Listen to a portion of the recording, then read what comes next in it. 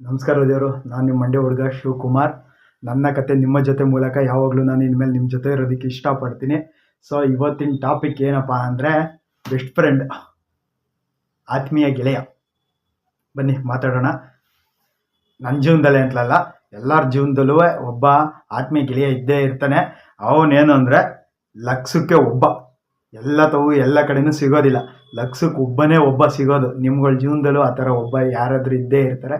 So ಅವನಿಗೆ ಈ ವಿಡಿಯೋನ ಶೇರ್ ಮಾಡಿ. ಇದು ಕೂಡ ನನ್ನ ಜೀವನದಲ್ಲೂ ಒಬ್ಬ ಬೆಸ್ಟ್ ಫ್ರೆಂಡ್ ಇದ್ದಾನೆ. ಸೊ ಅವನಿಗೆ ಇದು ಸಮರ್ಪಣೆ. ಬನ್ನಿ ಮಾತಾಡ್ತಾ ಹೋಗೋಣ. ಇವಾಗ ಬೆಸ್ಟ್ ಫ್ರೆಂಡ್ ಜೀವನದಲ್ಲಿ ಏನಂದರೆ ಫ್ರೆಂಡ್ಸ್ಗಳು ಅಂತ ಸಾವಿರಾರು ಜನ ಇರ್ಬೋದು. ಬಟ್ ಫ್ರೆಂಡ್ಗಳಾದವರೆಲ್ಲ ನಮ್ಮ ಕಷ್ಟ ಸುಖಕ್ಕೆ ಹೊಂದ್ಕೊಂಡು ಹೋಗ್ತಾರೆ, ಸ್ಪಂದಿಸ್ತಾರೆ, ನಮ್ಮ ಕಷ್ಟ ಸುಖದಲ್ಲಿ ಭಾಗಿಯಾಗ್ತಾರೆ ಅನ್ನೋದು ಇರೋದಿಲ್ಲ. ಸೊ ಒಬ್ಬನೇ ಒಬ್ಬ ಇರ್ತಾನೆ ಲಕ್ಷಕ್ಕೊಬ್ಬ. ಆ ಬೆಸ್ಟ್ ಫ್ರೆಂಡ್ ಹೆಂಗೆ ಅಂದರೆ ನಮ್ಮ ಕಷ್ಟನ ಅವನ ಕಷ್ಟ ಅಂದ್ಕೊಂಡು ನಮ್ಮ ಜೊತೆ ಯಾವಾಗ್ಲೂ ಕಷ್ಟದಲ್ಲೇ ಆಗಲಿ ಸುಖದಲ್ಲೇ ಆಗಲಿ ಜೊತೆಲಿ ನಿಲ್ಲೋನು ಒಬ್ಬನೇ ಒಬ್ಬ ಬೆಸ್ಟ್ ಫ್ರೆಂಡ್ ಯಾವಾಗಲೂ ಜೀವನದಲ್ಲಿ ಇರ್ತಾನೆ. ಸೊ ಇವಾಗ ಇರೋ ಕಲಿಯುಗದಲ್ಲಿ ಏನು ಅಂದರೆ ಯೂಸ್ ಆ್ಯಂಡ್ ಥ್ರೋ ಆಗ್ಬಿಟ್ಟಿದೆ. ಮೊದಲೆಲ್ಲ ಏನಂದ್ರೆ ವಸ್ತುಗಳನ್ನೆಲ್ಲ ಯೂಸ್ ಆ್ಯಂಡ್ ಥ್ರೋ ಮಾಡ್ತಾಯಿದ್ರು. ಇವಾಗ ಮನುಷ್ಯರುಗಳು ವ್ಯಕ್ತಿಗಳನ್ನ ಏನಂದ್ರೆ ಅವರ ಅವಶ್ಯಕತೆಗೆ ಅವರ ಕೆಲಸಕ್ಕೋಸ್ಕರ ಯೂಸ್ ಆ್ಯಂಡ್ ಥ್ರೋ ಮಾಡ್ಕೊಬಿಟ್ಟಿದ್ದಾರೆ. ಫ್ರೆಂಡ್ಗಳಲ್ಲೂ ಆ ಥರ ಇರ್ತಾರೆ, ಎಲ್ಲರೂ ಆ ಥರ ಇರ್ತಾರೆ ಅಂತ ಹೇಳೋದಿಲ್ಲ. ಬಟ್ ಆತ್ಮೀಯ ಗೆಳೆಯ ಅಂದ್ಬಿಟ್ಟು ಒಬ್ಬ ಇರ್ತಾನೆ. ಅವನ್ನ ಯಾವುದೇ ಕಾರಣಕ್ಕೂ ಮಿಸ್ ಮಾಡ್ಕೋಬೇಡಿ. ನನ್ನ ಜೀವನದಲ್ಲಿ ಒಬ್ಬ ಆತ್ಮೀಯ ಗೆಳೆಯ ಇದ್ದಾನೆ. ಸೊ ಅವನಿಗೆ ಈ ವಿಡಿಯೋ ಸಮರ್ಪಣೆ ಮಾಡ್ತೀನಿ. ನಿಮ್ಮ ಜೀವನದಲ್ಲಿ ಯಾರು ಇರ್ತಾರೆ ಅನ್ನೋದನ್ನ ನಿಮ್ಗೆ ಗೊತ್ತಿರ್ತಾರೆ, ಅಂಥವ್ರಿಗೆ ಇದನ್ನು ಶೇರ್ ಮಾಡಿ. ಏನಂದರೆ ಮನುಷ್ಯನ ಮಾತು ಎಲ್ಲರಿಗೂ ಹೇಳೋದಕ್ಕಾಗೋದಿಲ್ಲ. ಸೊ ಈ ವಿಡಿಯೋ ಮುಖಾಂತರ ಅವ್ರಿಗೆ ಶೇರ್ ಮಾಡಿ ಕಳಿಸಿ. ಮತ್ತು ಅವ್ರ ಜೀವನದಲ್ಲೂ ನೀವು ಕೂಡ ಅಷ್ಟೇ ಕೃತಜ್ಞರಾಗಿ ನಂಬಿಕೆಸ್ಥರಾಗಿ ನಂಬಿಕೆ ಉಳಿಸ್ಕೊಂಡು ಹೋಗಿ. ಅವ್ರ ಹತ್ರನೂ ಅದನ್ನೇ ಕೇಳ್ಕೊಳ್ಳೋದು, ಅವರು ನಿಮ್ಮ ಹತ್ರ ಅಷ್ಟೇ ನಂಬಿಕಸ್ಥರಾಗಿ ನಂಬಿಕೆ ಉಳಿಸ್ಕೊಂಡು ಹೋಗಲಿ. ಈ ಕಲಿಯುಗ ಪ್ರಪಂಚದಲ್ಲಿ ಏನಾಗ್ಬಿಟ್ಟಿದೆ ಅಂದರೆ ಯೂಸ್ ಆ್ಯಂಡ್ ಥ್ರೋ ಆಗೋಗಿದೆ. ಜಸ್ಟ್ ಏನಂದರೆ ಮೊದಲೆಲ್ಲ ವಸ್ತುಗಳನ್ನ ಯೂಸ್ ಮಾಡ್ಕೊಂಡು ಬಿಸಾಕ್ತಿದ್ರು. ಈಗ ಮನುಷ್ಯರುಗಳನ್ನ ಅವರ ಅವಶ್ಯಕತೆಗೆ ಯೂಸ್ ಮಾಡ್ಕೊಂಡು ಬಿಸಾಕ್ತಾರೆ. ಅಂಥ ಫ್ರೆಂಡ್ಸ್ಗಳು ಬಾಯ್ ಮಡಿಕೊಬಿಡಿ. ಏನೂ ಮಾಡೋಕ್ಕಾಗೋದಿಲ್ಲ. ನಾವು ಏನಂದರೆ ಅವ್ರ ಅವಶ್ಯಕತೆಗೋಸ್ಕರ ನಮ್ಮ ಜೀವನದಲ್ಲಿ ಬಂದಿರ್ತಾರೆ, ನಮಗೆ ಗೊತ್ತಾಗೋದಿಲ್ಲ. ನಾವು ಅವ್ರನ್ನ ತುಂಬ ನಂಬಿಡ್ತೀವಿ, ಕೆಲವು ಸಲ ಮೋಸನೂ ಆಗ್ಬಿಡುತ್ತೆ. ಬಟ್ ಆದರೆ ಈ ಆತ್ಮೀಯ ಗೆಳೆಯ ಅನ್ನೋನೊಬ್ಬ ಇರ್ತಾನಲ್ಲ, ಅವನ್ನ ಮಾತ್ರ ಯಾವುದೇ ಕಾರಣಕ್ಕೂ ಮಿಸ್ ಮಾಡ್ಕೊಳ್ಳೇಬೇಡಿ. ಈ ಪ್ರಪಂಚದಲ್ಲಿ ತಂದೆ ತಾಯಿಗಿಂತ ಶ್ರೇಷ್ಠವಾದವರು ಬೇರೆ ಒಬ್ಬರು ಇರೋದಿಲ್ಲ. ಸೊ ಅವ್ರಿಗೆ ನೆಕ್ಸ್ಟ್ ಸ್ಥಾನದಲ್ಲಿ ಬರೋರ್ನೇನೆ ಈ ಆತ್ಮೀಯ ಗೆಳೆಯ ಆಗಿರ್ತಾನೆ. ಒಡ ಹುಟ್ಟಿರೋರ ಹತ್ರನೂ ಕೂಡ ನಾವು ಏನೇನು ಇನ್ಫಾರ್ಮೇಷನ್, ಯಾವುದೇ ಒಂದು ಕಷ್ಟ ಸುಖಗಳನ್ನು ಶೇರ್ ಮಾಡ್ಕೊಳ್ಳೋಕ್ಕಾಗದೇ ಇರೋವಂಥದ್ದೆಲ್ಲನೂ ಈ ಆತ್ಮೀಯ ಗೆಳೆಯನ ಜೊತೆ ನಾವು ಯಾವಾಗ್ಲೂ ಶೇರ್ ಮಾಡ್ಕೊಳ್ತಾ ಹೋಗ್ತಿರ್ತೀವಿ. ಅವನ ಅಷ್ಟೇ ನಿಮಗೆ ಅಷ್ಟೇ ನಂಬಿಕೆಸ್ಥನಾಗಿ ಅವನು ಕೂಡ ಅವನ ಜೀವನದಲ್ಲಿ ನಡೆಯೋ ಘಟನೆಗಳನ್ನೆಲ್ಲ ನಿಮ್ಮ ಜೊತೆ ಶೇರ್ ಮಾಡ್ಕೊಳ್ತಿರ್ತಾನೆ. ಬಟ್ ಏನಂದರೆ ಈ ಕಲಿಯುಗದಲ್ಲಿ ಯಾವುದೇ ಕಾರಣಕ್ಕೂ ಈ ದುಡ್ಡು ಮೋಸ ಇಂಥದ್ದೆಲ್ಲ ತರೋಕೆ ಹೋಗ್ಬೇಡಿ ನಿಮ್ಮ ಬೆಸ್ಟ್ ಫ್ರೆಂಡ್ ಜೊತೆ. ಸೊ ಅದನ್ನು ಒಂದು ಸ್ವಲ್ಪ ಅವಾಯ್ಡ್ ಮಾಡ್ಕೊಂಡು ಆ ಬಾಂಡಿಂಗ್ ಏನು ಅಂದರೆ ನೆಕ್ಸ್ಟು ಫ್ಯೂಚರಲ್ಲಿ ಎಷ್ಟು ದಿನ ಇರ್ತೀವಿ ಯಾರಿಗೂ ಗೊತ್ತಿರೋದಿಲ್ಲ. ಸೊ ಕೊನೆಗಾಲದಲ್ಲಿ ವಯಸ್ಸಾದ್ಮೇಲೆ ನಾವು ಇದ್ವಿ ಅಂದರೆ ನಮ್ಮ ಮಕ್ಕಳು ಮೊಮ್ಮಕ್ಕಳುಗಳಿಗೆಲ್ಲ ಹೇಳ್ತಾ ಹೋಗೋ ಥರ ಇರಬೇಕು ಫ್ರೆಂಡ್ಶಿಪ್ಪು. ಅಂಥ ಫ್ರೆಂಡ್ಸ್ಗಳು ಲಕ್ಷಕ್ಕೊಬ್ಬ ಇರ್ತಾನೆ. ಅವನ್ನ ಜೀವನದಲ್ಲಿ ಮಡಿಕೊಂಡು ಹೋಗಿ ಎಲ್ಲರೂ ಏನು ಸ್ಟಾರ್ಟಿಂಗು ಆಡ್ಕೊಂಡು ಬೆಳ್ಕೊಂಡು ಸ್ಕೂಲಿಂದನೇ ಬಂದಿರಬೇಕು ಅಂತ ಏನು ಇರೋದಿಲ್ಲ. ಸ್ಕೂಲು ಕಾಲೇಜಿಂದನೇ ಇರಬೇಕು ಅಂತ ಏನಿರೋದಿಲ್ಲ.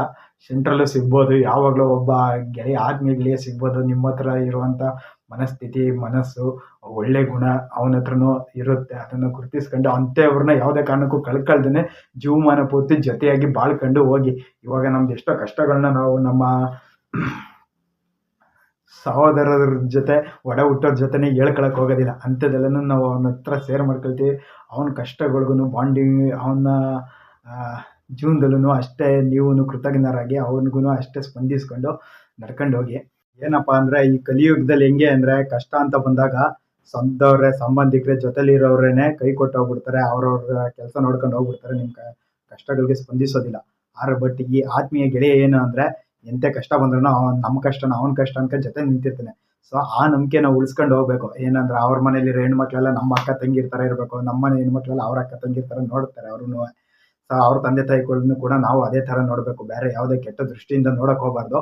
ಈಗ ಏನು ಜೀವನ ಯಾವಾಗಲೂ ಒಂದೇ ಥರ ಇರೋದಿಲ್ಲ. ಏನೋ ಸತ್ಮಿ ನಾವು ಅಂತ ಅಂದಾಗ ಫಸ್ಟು ಬಂದು ನಿಲ್ಲೋದನ್ನೇ ಆ ಆತ್ಮೀಯ ಗೆಳೆಯ. ಫಸ್ಟ್ನೇ ಹೆಗ್ಲು ಕೊಡೋದನ್ನು ಆ ಆತ್ಮೀಯ ಗೆಳೆಯನೇ ಆಗಿರ್ತಾನೆ. ಯಾಕೆಂದರೆ ಅವನು ಕೂಡ ಅಷ್ಟು ಪ್ರೀತಿ ಇಕ್ಕಿರ್ತಾನೆ. ಸೊ ಕೊನೆವರೆಗೂ ಅವ್ರನ್ನ ಪ್ರೀತಿನ, ಆ ವಿಶ್ವಾಸವನ್ನ, ಅವ್ರಿಕ್ಕಿರೋ ನಂಬಿಕೆನ ಉಳಿಸ್ಕೊಂಡು ಹೋಗ್ಲಿ.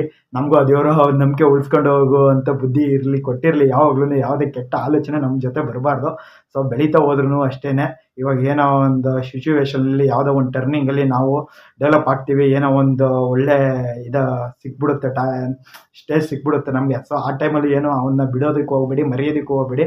ಜೊತೇಲಿ ಕರ್ಕೊಂಡು ಅವನನ್ನು ಬೆಳೆಸ್ಕೊಂಡು ನೀವೂ ಬೆಳೀತಾ ಹೋಗಿ. ಸೊ ಯಾಕೆ ಅಂದರೆ ಹೇಳ್ಕೊಳ್ಳೋದಕ್ಕೆ ಜೀವನದಲ್ಲಿ 1000ಕ್ಕೆ ಒಬ್ಬನೇ ಒಬ್ಬ ಬೆಸ್ಟ್ ಫ್ರೆಂಡ್ ಸಿಗೋದು. ಆ 1000ದಲ್ಲಿ ಸಿಕ್ಕಿರೋ ಒಬ್ಬ ಬೆಸ್ಟ್ ಫ್ರೆಂಡ್, 1000ದಲ್ಲ ಲಕ್ಷದಲ್ಲಿ, ಆ ಲಕ್ಷದಲ್ಲಿ ಸಿಕ್ಕಿರೋ ಒಬ್ಬ ಬೆಸ್ಟ್ ಫ್ರೆಂಡ್ನ ಯಾವುದೇ ಕಾರಣಕ್ಕೂ ಮರೆಯದೇ ಜೀವನ ಪೂರ್ತಿ ಉಳಿಸ್ಕೊಂಡು ಅವನ ಕಷ್ಟ ಸುಖಗಳಿಗೂ ನೀವೂ ಭಾಗಿಯಾಗಿ, ನಿಮ್ಮ ಕಷ್ಟ ಸುಖಗಳಲ್ಲಿ ಅವನು ಭಾಗಿಯಾಗಲಿ. ಸೊ ಈ ಕಲಿಯುಗದಲ್ಲಿ ನಡೀತಿರೋದೆಲ್ಲ ಹಾಳು ಬಿದ್ದೋಗ್ಲಿ, ಅದ್ರ ಬಗ್ಗೆ ಜಾಸ್ತಿ ಯೋಚನೆ ಮಾಡೋಕೆ ಹೋಗಬೇಡಿ.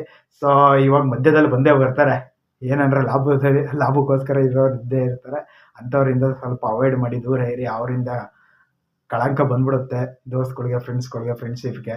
ಸೊ ಅದನ್ನು ಯಾವುದೇ ಕಾರಣಕ್ಕೂ ತರಕ್ಕೆ ಹೋಗಬೇಡಿ, ಮತ್ತು ಯಾವುದೇ ಕೆಟ್ಟ ಆಲೋಚನೆ, ಭಾವನೆಗಳು ಇಟ್ಕೊಳಕ್ಕೆ ಹೋಗಬೇಡಿ.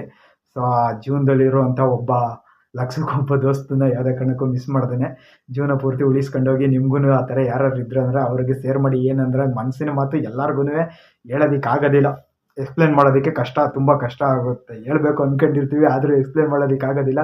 ಸೊ ಅಂಥವ್ರು ಇದನ್ನು ನಿಮ್ಮ ಹೇಳ್ಬೇಕು ಅಂದ್ಕೊಂಡಿರೋ ದೋಸ್ತಿಗೆ ಶೇರ್ ಮಾಡ್ಕೊಂಡು, ಅವರ ನಂಬಿಕೆನ ನೀವು ಉಳಿಸ್ಕೊಂಡು, ನಿಮ್ಮ ನಂಬಿಕೆನ ಅವರು ಉಳಿಸ್ಕೊಳ್ಳಿ ಅಂತ ದೇವ್ರ ಹತ್ರ ಕೇಳ್ಕೊಳ್ತೀನಿ.